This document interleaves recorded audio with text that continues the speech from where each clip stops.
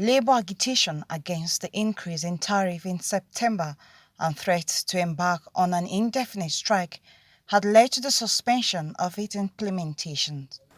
The Central Working Committee resolves to issue a 2-week ultimatum to the federal government to reverse or face industrial action and peaceful assembly. The suspension was again extended by 7 days from October 12, 2020, and yet another extension to October 31st.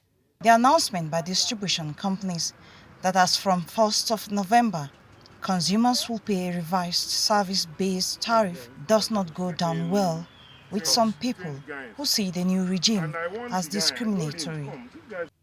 Consumer protection advocate Prince Will Okorie says it is not just about the tariff, but that the average consumer's right under the 2005 Electricity Act is not being observed. People in communities who don't even know the provisions of the Act, how would they write complaint? How would they approach the distribution company, customer service unit? It is only those who are aware that can do that. So having a unified or an alliance of consumer protection groups for electricity sector will enable us generate information and communicate and educate consumers even at the grassroots level. Prince Will believes that the different consumer groups across the country are not formidable enough to fight effectively for their rights. In order to change the narrative, CSOs across the country are forming an alliance. If you even talk about the tariff that is paid, when the distribution company tells you tariff is inadequate, where is he basing his argument on? He goes to the urban city and looks at a few persons that are metered and use their rate to claim inadequate tariff. But does he give you information on the number of communities that are being billed on estimation, that are being billed on bulk billing?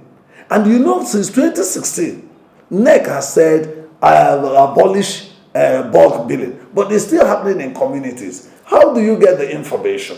It's when there is an alliance like this. The Alliance for Electricity sector comprises formal and non-formal groups from the 774 local government councils and 36 states of the Federation, including the FCT, to aim at protecting their common interest, just as the sector seeks to grow. Dorcas Igonor, AIT News, Abuja.